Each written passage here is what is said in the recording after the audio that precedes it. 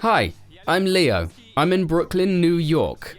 I arrived here to show you how people live in the local Black Hood. Marcy Houses are right behind me, a huge public housing complex. It's famous because Jay-Z grew up here. Also, it's one of the most criminal places in the city. I hope to meet the locals and ask them what it's like to live in the New York Black Hood in 2020.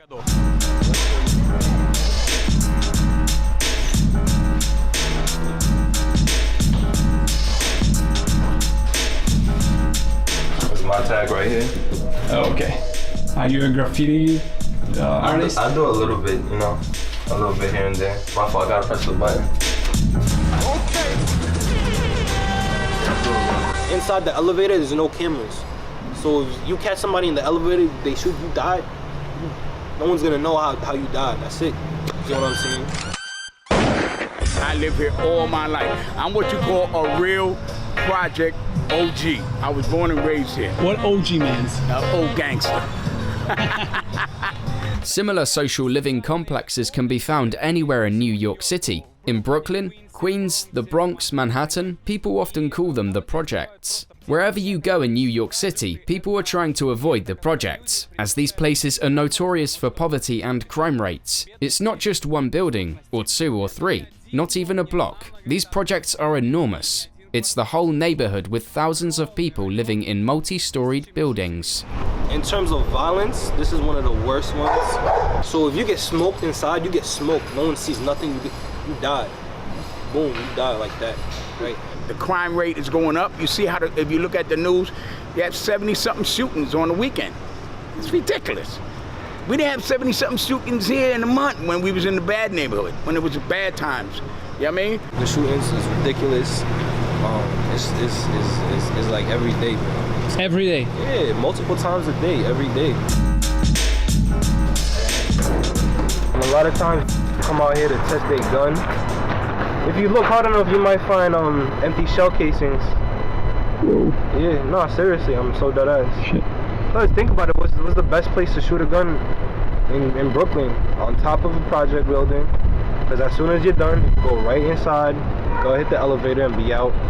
Be like, oh, I didn't see nothing, I just live here. If you want to know how people live in other countries and see more of my travels, subscribe to this channel.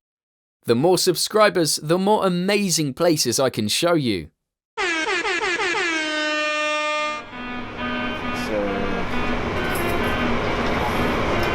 Flying down this road, I know when it's misleading, but I could have faded to black if my lights wasn't beaming. But my blood still pumping and my heart still beating. And to this day, I haven't heard a fat lady sing. So ring ding it, I poop out ping.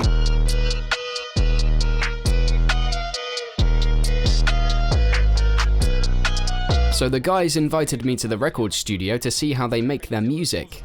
If you're born in New York City, you started rapping at least once, like you did something, bro. Everyone wants to be a rapper in New York City. It's midnight. I'm in some neighborhood of storages and shipping containers. Graffitis cover everything. These are the two things you have to do if you grew up here. You play basketball and you rap. That's it. That's it, man. The street is empty and dark. Midnight. I hope it's just because it's cheaper to rent a studio at night. I'm a bit anxious about it. Why you hate on me? I'm out here getting to it. Small no, I'm not stupid. I'll go and do it. I ain't seen it all. What's up the worst? Pops up for birth. I knew mom was hurt. I had one time. Could've lost my life. No, my life wasn't right. Don't think I even took calls. I was in a coma. It's loaded for me when I got older. No mind, no problem. I got over, I can say 1,500 songs. Me end up being in jail and just sitting down, laying down in my cell in the bed. I just was just coming up with things and I was just writing it down. It was poetry at first, writing it down, but then I ended up being rapping. If you go to the source, which is the projects, you will find what you hear in music. If you listen to Big L. Yeah, my favorite actually. Really? Yeah. That's my favorite rapper too. Man. I'll put you for that, man. I'll fuck with you for that. Yo, you just told me that Big L is your favorite rapper. I would have never guessed that, bro. And the fact that Big L is your favorite rapper, I feel like I can connect with you now. Like, the fact that you listen to Big L, I'm like, nah, this is cool. You're a real ass nigga for that. Then I came home, I made my first song, I didn't like it. And I don't know, I just kept going and I just kept writing. kept getting locked up, writing down in my cell as much as I can. A lot of people listen to the music and they hear about it and it's music to them. You know, it's music to them. But it's real life when you listen to that and you live through it. Rap is a voice. Like rap is a force. It's a movement. It's a lot. Rap for the local people is raw expression. I started rapping with only my pain, which is putting what I want into my music. You release your anger, your sadness, your happiness. It builds your emotion hysterically.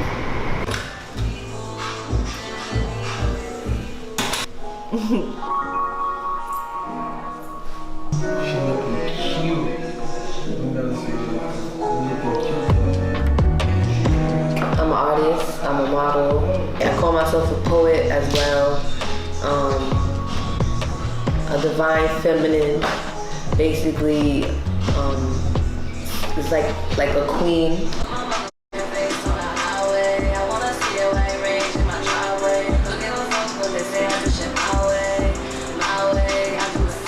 About to record my song called Dreams, and it's basically me imagining my face on a picture on the highway.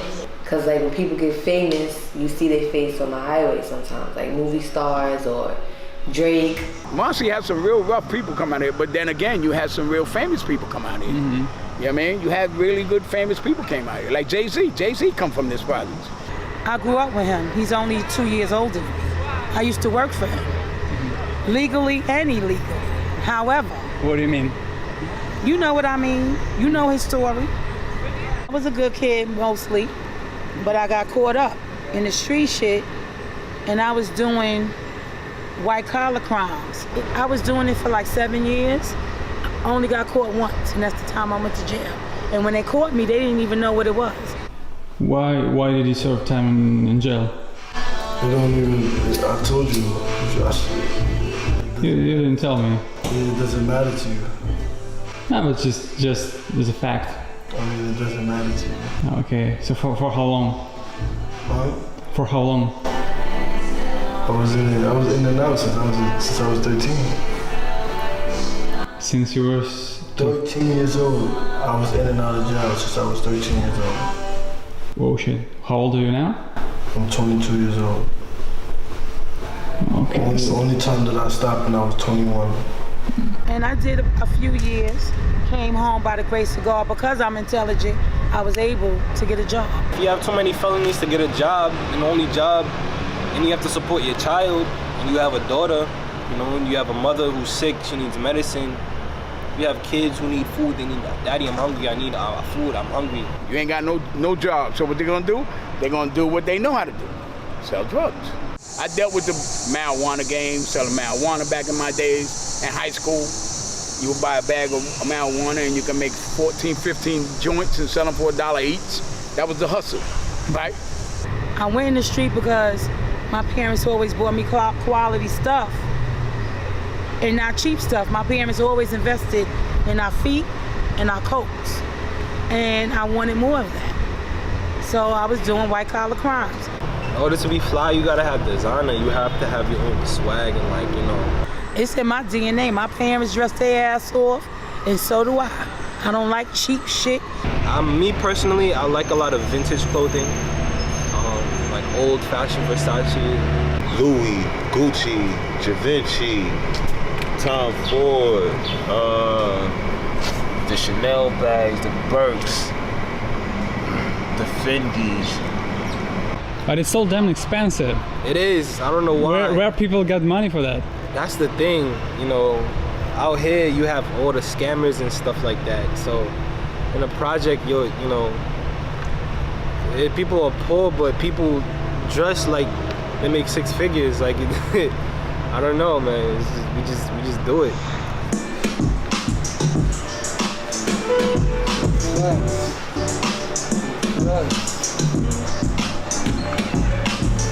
Some expensive shit.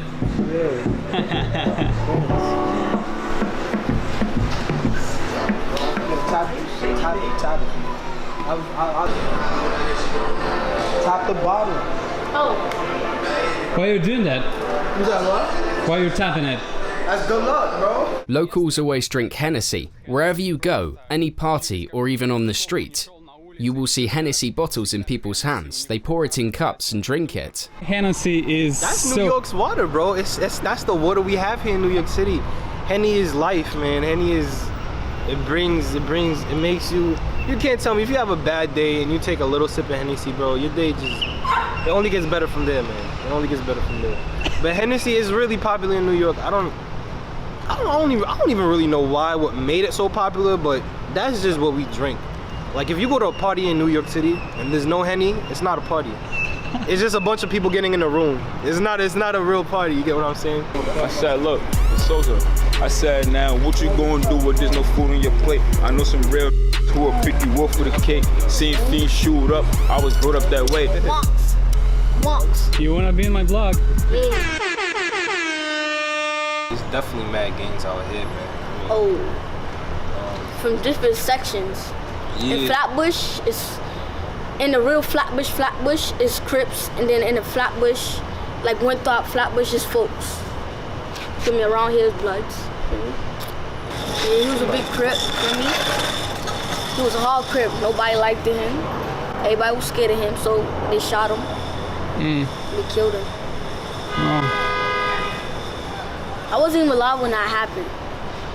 That's the crazy part. I wasn't even alive when that happened. You got more than Crips and Bloods out here. Yeah. You got Crips, you got Bloods, you got Trinitarios, you got... What's that? That's the Dominicans. Oh. Yeah, they got their own shit.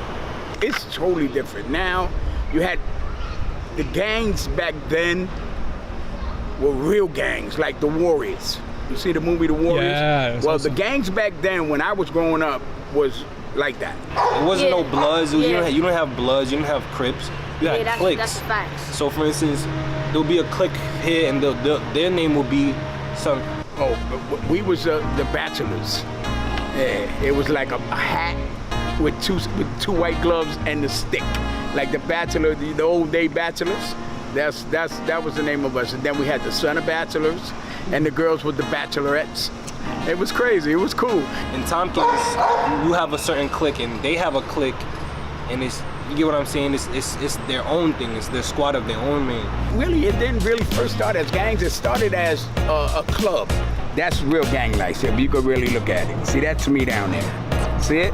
That was the concept. The concept was, this is our community, this is our neighborhood. You don't come in here from nowhere else doing anything. And we had our little group. We would be in the park, we would drink our beers, smoke our joints, whatever.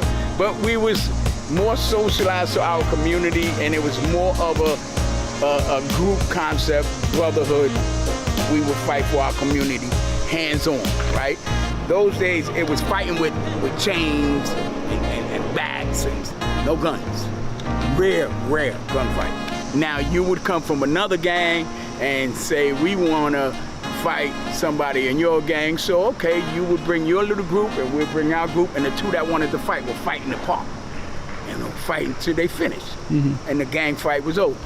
If it got bigger when it was 4 of y'all and 4 of us, but it was never one guy would come shoot up 23 kids that have nothing to do with it. Yeah, I mean, everything back then was totally different than now.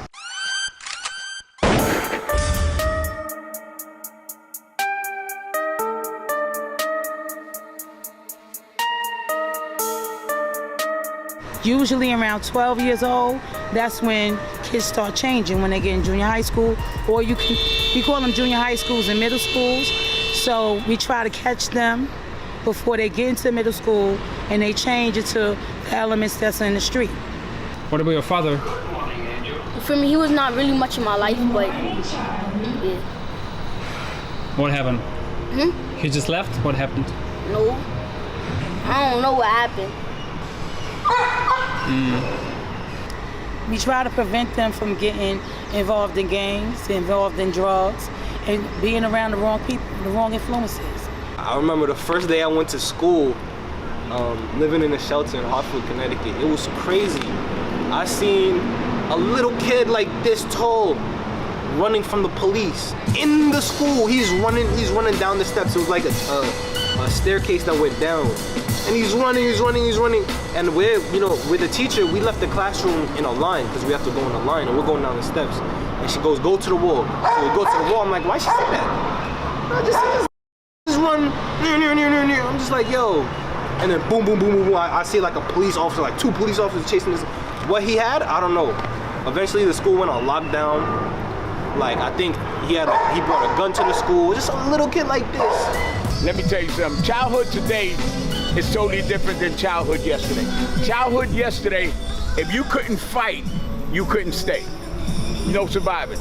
But the difference in then was me and you will get into a fight today and we'll be best friends tomorrow. Coming up, right? Now these kids don't do that. They shoot because they can't fight. The reason why they can't fight because their upbringing is different. Not because of the reason why I say the upbringing is different is because they don't have parents, group parents. They don't have a mother and a father. The majority of them are single mothers. When you're a single mother, you got to be everything. You have to be the mother, the father, the provider, the discipliner. Father died 2 months before I was born. My mother was too young at the time to raise me. Foster kid, in and out of foster care growing up. I ended up being placed here when I was a baby, when I was 16 months with my godmother. That was my foster mother. And I just kept going from there. They just have a mother. And the mother's out here being young, and she really don't give a crap. You know what I mean? She's running around. He was born, she was 14, he's born. So by the time he's 15, she still want to hang out. You understand what I'm saying? I was actually born in Flushing, Queens, New York. And I lived there till I was around 7. And then when I was like 7, I moved to Hamden, Connecticut. Then after that, I moved into a shelter actually. A shelter is like, it's a place you go to when you don't have no place to live. So the whole family lived there? Me, my mother, and my sister. They put you in a room with somebody who's off the medication, who has obvious really bad mental health problems and stuff like that. You know, they put you in you're gonna have this tough luck. You gotta deal with it. Shit, I remember the first time I lived in a shelter, the first day I walked in, I just remember the smell. The smell, it was like death. It was like depression, all the bad emotions. It was horrible. And as a kid, I can't remember any bad smells like that going in a place. It's like I could smell like the depression. I could smell the sadness in the air, you know? A lot of these kids' parents on drugs, you know what I mean? So they're more concerned about getting high, getting their drugs, and then taking care of their kids. You understand what I'm saying? And that's sad, but it's true. You know, in everybody's family. My sister, she fell to a drug problem and she passed away, and I raised her kids. It's an old African proverb. It takes a village to raise a child. And a lot of these women, older women, are like my second mothers. When I was coming up in my building alone, I had about 7 fathers and 8 mothers. Everybody used to whip your ass. If you did something wrong, they'll beat your ass from the 1st floor to the 6th floor and then give you to your mother. Then that was that. You got 8 ass whippings, right? So they don't have that no more. Nobody cares. Right now, the kids today, they get thrown to the wolves. The wolves are out here running the street. Either you become a wolf or you get eaten by the wolf. You know what I mean? That's how this community is. These kids, you see them born and then you see them grown. There's no more kid life. There's no more jump rope for the girls. There's no more skelly. They don't do none of that no more. This is why the youth today will never know what being a kid was. Because ain't that.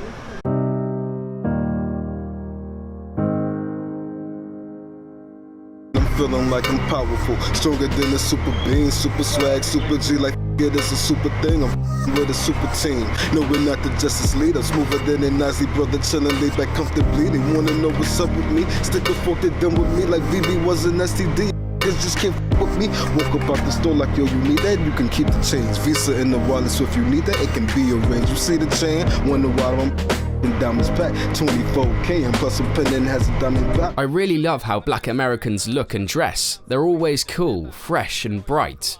They are very inventive. They have their own inimitable style. Let's ask about it. Whenever you get a chance to pamper yourself, whenever you get a chance to treat yourself, you treat yourself. Pay your rent, and then instead of putting up for a house or saving your bread, you just spent $800 on a pair of sneakers. Your sneakers determine your, 1, financial status, and 2, style. Because, say for example, if I had some sneakers on my feet that didn't cost anything and that were name brand, somebody else looking at me would say, well, okay, well, obviously he can't afford it. He's in poverty. No, these are the Kanye, Adidas, Yeezy 700s. I think it's like $600, like $400, $600. Now, if somebody has some sneakers on their feet or footwear in general on their feet that's of name brand or of a certain stature, then it's like, okay, he's obviously making a couple of dollars for himself. But this is a statement. Right? Yeah, exactly. It's a fashion statement. An interesting fact, I've bought a couple of sneakers here too, and I noticed, whenever you buy sneakers and pay with an American card, the bank is always asking for some additional verification. Doesn't matter if you buy online, in store, or even in some famous brand store like Nike or Adidas. This extra security is to make sure that it's you, the card owner, who's making the purchase, to prevent fraud. So that's that. Another interesting fact, at the time of Black Lives Matter protests, some episodes of looting happened. Sneaker shops were the first target of looters. You want to be on his YouTube channel? He's from Europe. He gonna ask you a question about your shoes. Like, I mostly see it like in Brooklyn, New York. Most of us, like out who are females, like we wear them. Some gay male wear them too. It became a trend this summer. You could get it in this color. You got black, gray, white. Different. You get rainbow, like my sister has. Yeah. Most of the girls wear it here. A bonnet. Bunny? A bonnet. Okay, so what is this for? It's more like it's a hair wrap. Instead of using like a scarf. Yeah, like a silk scarf. They got like silk bonnets. This is the blue silky right here. You could get this at any beauty store. You get what I'm saying? Simple, just tie the knot around the front. But really, we just use it to protect our hair. Because when you sleep, the pillow, we have really coily and curly hair. The pillow tugs and pulls at our hair. So when you wear this, it protects our hair and it keeps it from drying out. Because you gotta know how to put your outfits together. And if you wear like a certain type of shoe, a certain shirt gotta go with it. It don't gotta cost a lot, but it's about how you put it together. Because you get a $2 shirt and put it with some $15 jeans and it'll look nice. I got H&M on. H&M? H&M. Everything H&M? H&M. Except Really? for the sneakers. See? Shit. You wouldn't think of Shit. it. Man. There's a lot of people out here that's making their own sweaters, shirts, and the hood is actually supported. So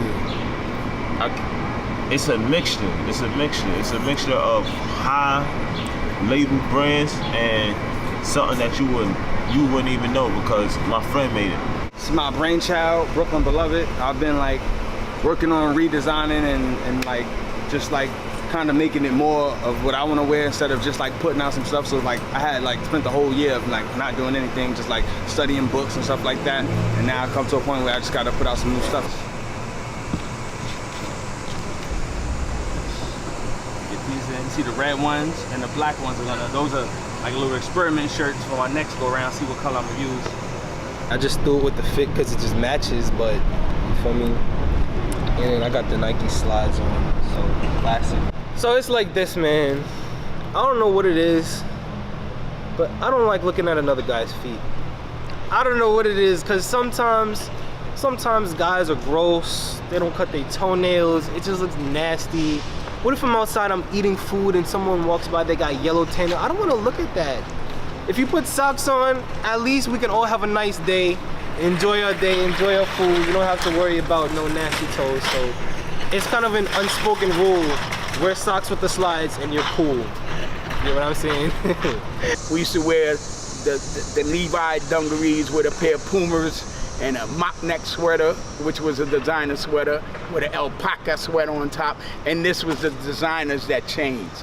Then we used to wear tennis suits and the actual real tennis suits, like the shorts and the shirt, real tennis outfits. The shorts were up to here. You know what I mean?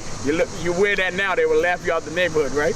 But shorts was way up here. How you doing, gorgeous? Come on down. I feel like there's some more space, you feel me? More space to make it look better, you feel me? You can't have them too up here, now you looking like a little dweeb, feel me? So you gotta pull them down, right? You don't want your manhood showing look crazy, so you gotta swag them out, make everything look swaggy. I mean, if you want to look like Urkel, you feel me? Like, you feel me? But nah, feel me? Gotta have a little look to it. You won't see my ass, none of that, feel me? That's out the picture. You just gonna So this is the rule, right? Your cheeks don't come out. That's the rule. Number one rule. Your cheeks don't come out. That's a violation. Move. Flag on the play. You out here. Women's essential accessories are crazy long false lashes and tip nails. Once I seen it and I tried it and I put it on myself, I was like, oh, I like that. But I didn't like the way that it was so extra, so. They messed up, but like, yeah. From playing around in the projects and stuff. You get them in all different types of colors, different lengths. I didn't get it that long though, cause like, I'm 15, so like, it would. So this is not long, you say? No, it's not long. Cardi's is not even that long. There's people with nails like 13 inches long and they can handle it. I couldn't though. For me, when I'm bored, I do certain stuff and I like to put earrings in my ear and make me shine. Make you shine? The grills is basically for some people to look at, man. When you want to stunt. Ain't no more, not less about that. You just want to show off, man. So is it play with money? Is it real gold? Yeah. What? It has to be. What? It has to be real gold. If not, I don't know. What's the weight? Huh? What's the weight? I don't know what the weight is. I don't know. So what was the price? It was like not much. Not much. Another curious cultural fact, there are a lot of pawn shops in the US. People usually bring jewelry or electronic devices. Here in New York, you can see in pawn shops all the types of sneakers and expensive shoes along with jewelry. Tons and tons of expensive sneakers.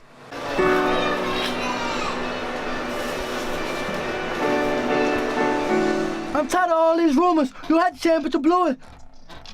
One more time. One more time. I'm tired of all these rumors. You had the chance, but you blew it. Why you hating on me? I'm out here getting to it. Smart, no, I'm not stupid. Hardcore, I do it. I ain't seen it all. I served the worst. Pops out for birth. I knew mom was hurt. Had ass been tied. Could've lost my life. No, my life wasn't right. Don't think I even took calls. I was in a coma. It's loaded for me when I got older. Don't mind no problem. Look, she called to me when she hear my songs. Look, tell her I got her. Look, we going up after this. I think, honestly, a lot of us use it for an escape.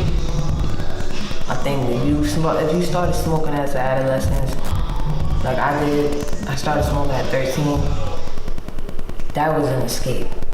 Then when I got older, it wasn't no longer an escape. It was just something that I like to do. I couldn't. It's like, other than that, that's the only thing that I ever did. Everybody in this project, I think 90% of the projects had a child in their family that was on drugs back then. And to this day, it's out of control. Here's the thing with the drug problem. All my friends, we smoke weed together. The crackheads we see, they smoke crack. I don't know how people started to smoke crack one day. If they wake up, oh, I gotta smoke me some crack. Like, I don't know what made a person smoke crack like that. Honestly speaking, everything was more official. It was more real pure. All right, everything was real. Today is a lot of things are being substituted with chemicals, and so it's different. They're dying. Back then, when you would buy one joint and 5 people got high, and you was high for about 3 days, right? Now it takes you 3 seconds and you got to keep going. So now you're chasing it.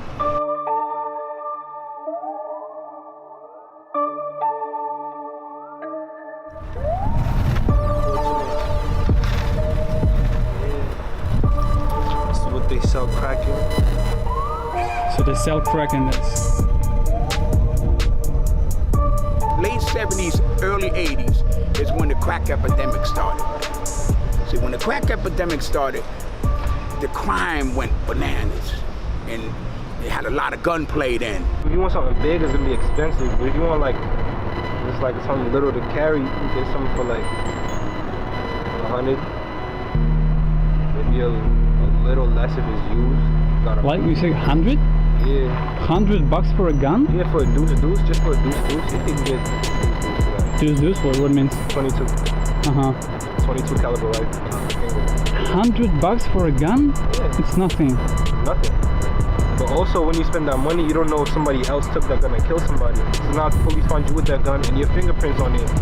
You know what I'm saying? So that's why a lot of these guns are cheap. When the guys back in the days, when I was coming up, they used to have a lot of bank robberies, number hole robberies. These are illegal places. So go back then, they would rob places that you know you can't call the cops. So rob the drug dealer, or they'll rob a number hole, or they'll rob, you know what I'm saying? It was called strong arm, where they would choke you or put you to sleep, rip your pockets. Today you got the community, these kids don't even think right, man. They'll shoot at him and kill 4 people over there that had nothing to do with it, by mistake. I wish that we could live in a society where we didn't have to worry about guns. You know, I wish I could live in a society where I could if I had a daughter, I would just go outside, go to the store, come back, and I don't have to worry about her. You get what I'm saying? All I'm saying is that especially the government too has f***ed over minorities to the point where I'm getting guns really to protect myself from the government. These street thugs, the corporate thugs is worse than the street thugs. Only difference is the street thugs, they go by a certain code. There's certain things you don't do. But corporate, all bets is off. And then someone will tell me, oh, the cops are just there trying to protect you. Well, maybe for somebody that doesn't live around here, but for me, all I know is the police trying to hassle me. They're always trying to do, it's like they already don't like me. You get what I'm saying? So I don't feel protected. I feel like they just a bully. New York is the city of sirens. The sirens of police, firefighters and ambulances, a non-stop soundtrack of the street. I want to ask about it too. What do you feel when you hear sirens coming? I just try to think, I'm like, oh, that's an ambulance? Okay, good. Oh, that's a fire truck? Good. Oh, that's a police? Not good. Okay, so you distinguish all of them. There's always been systematic racism, always. The government had a big mission to lock up black men, and they did. It started with, in the 60s and 70s, especially the 70s after the Vietnam War, that you had a lot of men on drugs. They got addicted over there and came back and got more addicted. And then they were leaving their families. Or they were having babies and not coming back.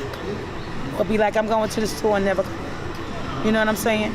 So that's a part of it. So in the 70s and 80s, early 80s, they were locking black men up.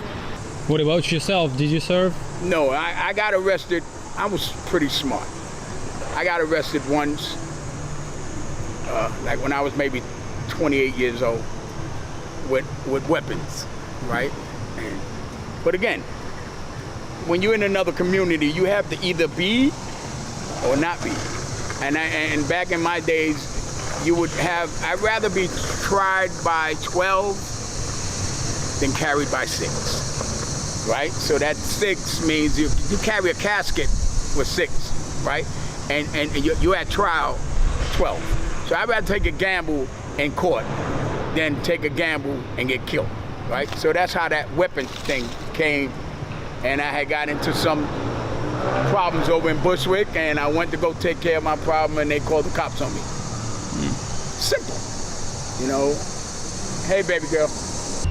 One time I was just walking from Tompkins to here, They ran down on me. They were, first of all, they was in an unmarked vehicle. They ran down on me, they searched me, everything, like, oh. I'm like, yo, what did I do? What did I do? They're like, you know it's illegal to jaywalk, right? I'm just like, wow. And I'm like, oh shit. And they're touching me, and then they have their hands on their gun. They're like, stop, stop. I'm like, yo, I didn't do anything. I think I'm gonna die. Like, I think I'm already gonna die. You know what I'm saying?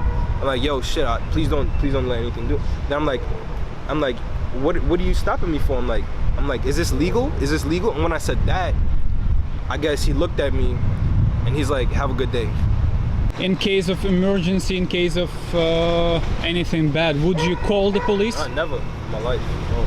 I would call the police if my mom's is in trouble, you know, if there's like, you know, if my mom is having a heart attack or medical issue, but I'm not gonna call the police to solve a dispute.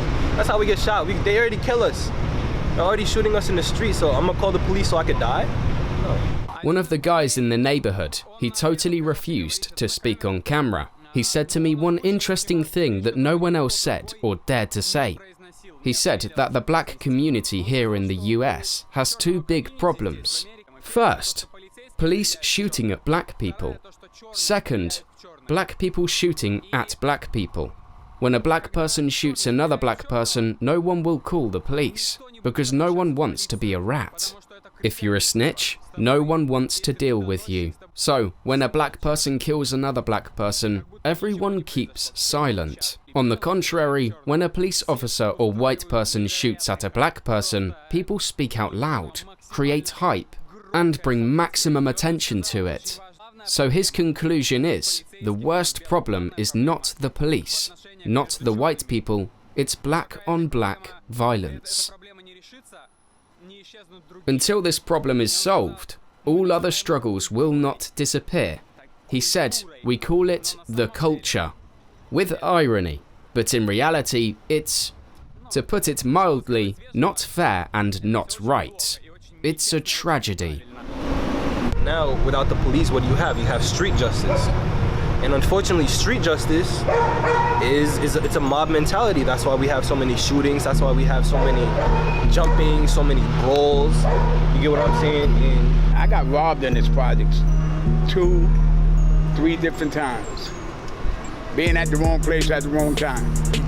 And it happens in all communities. They came around for somebody else and I happened to be there and they wasn't. So I got shot at.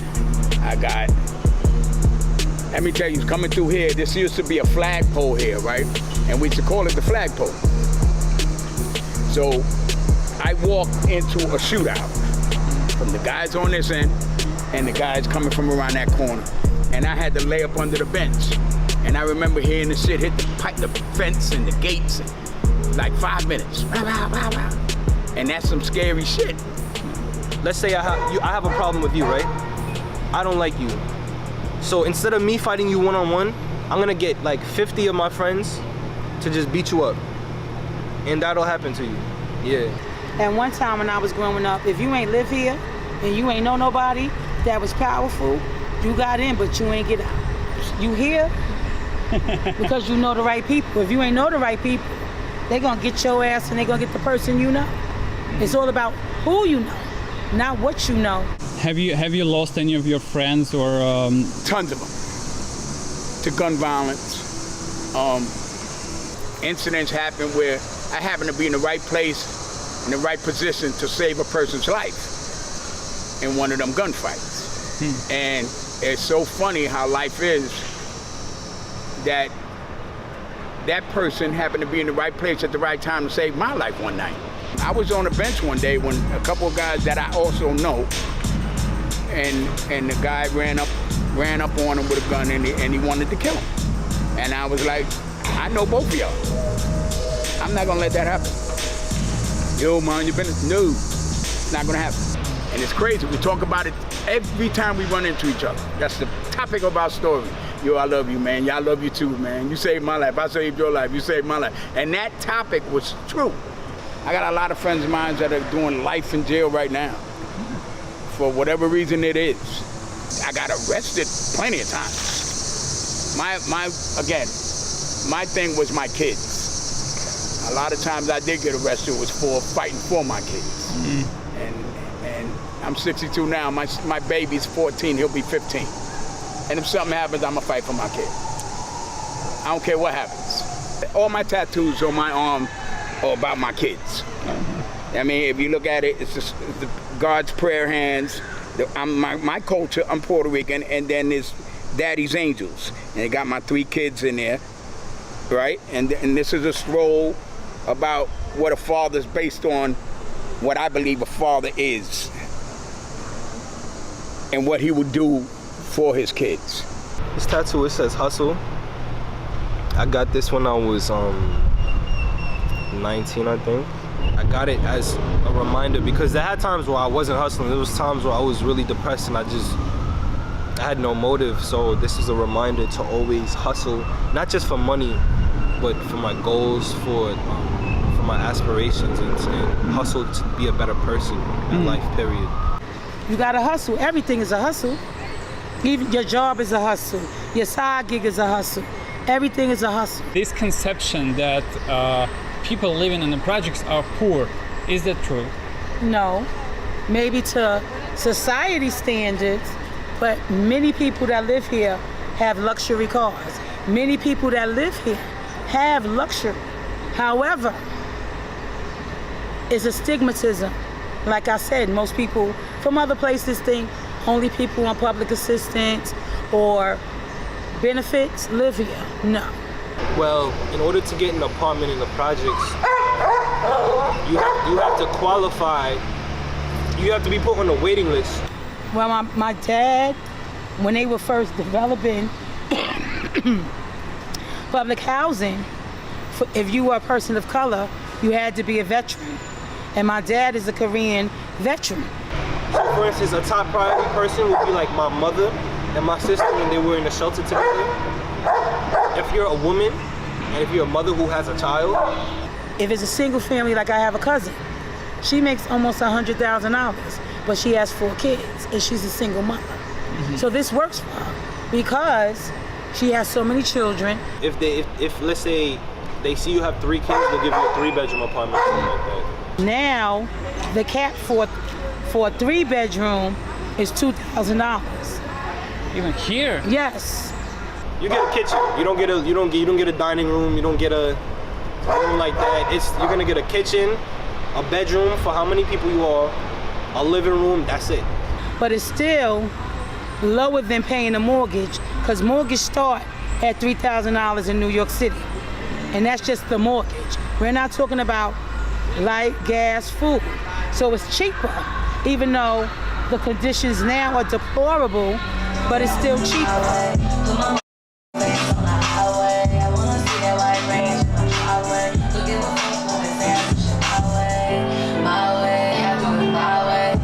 Basically, I'm going into the medical field. So that's another thing too. Because music is my passion, but then you have to make money. You have to make a living. And I have a daughter, actually. She's 8. Yeah. I wanted to be an architect. I got caught up. I still want to be that. I'm going back to college to set a second trade, which is do architecture in case music don't happen, which I know music is going to happen, but still want to go to college. I want to be in the NFL. Wow. Be a football star. Yeah, football star. Word. That don't work out, I guarantee I'm going to be in the NBA. I don't even want to become famous, to be honest. I just want people to hear my music. So if it becomes fame, then so be it. Then I'll handle that. But if I don't get famous, then it is what it is, because that's a lot of pressure, to be honest. If you really think about it, you gotta have a manager, you gotta have a financial person, like it's a lot. So it's a lot more than just writing lyrics and recording yourself. Right now, I actually work in a factory, Remains Lighting. It's a chandelier factory. But yeah, I used to play high school basketball and stuff like that. Things didn't really work out. I wasn't that good. I was, living in delusion, like most of us all when we were young. And now I started doing like audio books and stuff like that since COVID. I started doing audio books and stuff. So like, since then I'm like, damn, I could have went to school. I could have went to college. I love like not reading but listening to books. Like, that's like my new passion now. So besides this is like reading. You just gotta grow every day, Actually, I'm trying to major in geology. Wow. Yeah, I want to be a geoscientist. Mainly because my father is Congolese, and I have around 500 acres of land back home, and Congo is the second richest country in terms of minerals and diamonds. So I hope to go back home and make fortune. Yeah, and come back out here and invest in real estate in Brooklyn, you know, and stop this whole gentrification that's going on, you know. Bunch of trying to take over the hood. How you feel about that? How? But then you have new people coming in from all over. You know, it's no one to blame, but you have people coming in from all over different places, but they're not from here. And then they buy the property, then they increase the value crazy, like crazy. So all the other properties have to slowly increase the value. And unfortunately, what ends up happening is a lot of minorities, not just black, but you have most of the minorities who aren't making enough, eventually have to move out of their own community. I've never seen so many Caucasians in our neighborhood, and it's safe for them. And when they first started moving in, I used to come, every week I came visit my mom, and I saw a young white woman, and I was like, you feel safe? And she was like, yeah, why? I said, because a year ago, you would have been dead in that in this handball court, raped, dead, and cut up. But these people that come in here, they don't know where they at. And y'all need to understand where you're at. But they don't bother them because, of course, the police are gonna protect them because they're not the same color. And I see the difference as well as far as the stores. They're trying to appease everyone. And back in the days, it wasn't like that. You wouldn't catch a white person walking through here unless they were a police officer. So now they walk through freely. Yeah, no, like I said, the media, they portray us as bad people, but they never actually been here to know what we go through day to day. For them to be like, oh, you know, they don't know us. They don't know what we do. The struggle. Exactly, they don't know the struggle because, you know, everybody grew up with a silver spoon and a golden spoon. Not everybody here. Everybody has a struggle over here. Or another thing, they don't know how they can never judge a book by its cover. Exactly. That's like what I'm saying. They don't know us. They don't know. Our mindset will be different than what y'all think. Y'all just have to talk. So it's a whole different bunch of problems right now in Brooklyn. And I guess to fix Brooklyn as a whole, you have to start fixing problems piece by piece in terms of the crime. And is it difficult? I think it's only difficult if you make it difficult, because that's a mentality. See, life in Marcy is what you make it. It's an everyday struggle. It could be an everyday war zone. Whatever you make, it can literally be whatever you make it. But the energy you put out is the energy you get back in. And that's definitely a mentality, which I try to get people to understand. It's always a mental. It's always a mental. It's like when people go to prison. That's a bad example, but people say their body's in prison, but their mind is not in prison.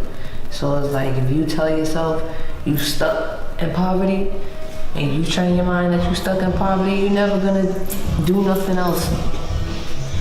You're stuck because you're telling yourself you're stuck. Once you tell yourself, I'm getting out of here, I'm making a way, I'm getting my kids out, I'm doing this, I'm doing that, and even if it takes you years to do so, you're fighting to do something.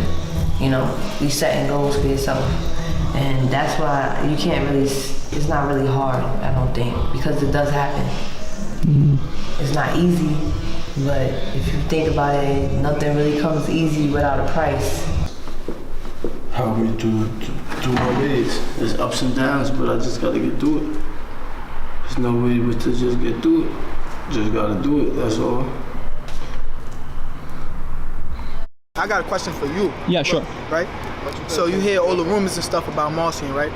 So how do you feel, you just being in Marcy? You interviewing us right now. How do you feel? The more I get to know African Americans, the more similarities I see between them and us. People from post-Soviet countries. Our mentality is surely closer to black Americans than white ones. Thirst for life, hunger for quick success, burning desire to achieve something and immediately show it off to others, blaming others for your problems. Sincere emotions that often take over common sense. I can totally recognize myself, my culture in all this. Our post-Soviet society is like that. Or, okay, maybe was like that just a couple years ago. I think it's a normal sign of transition from a suppressed, poor, unstable society to a more progressive and developed one. So maybe that's why I feel very amicable, almost brotherly feelings towards these guys from projects. I feel I can partially understand them. Write in the comments what you think or feel about these stories. Don't forget to leave a like and subscribe to my channel so you don't miss the next episode. It's Leo Paszkowski, straight from Brooklyn, New York. See ya!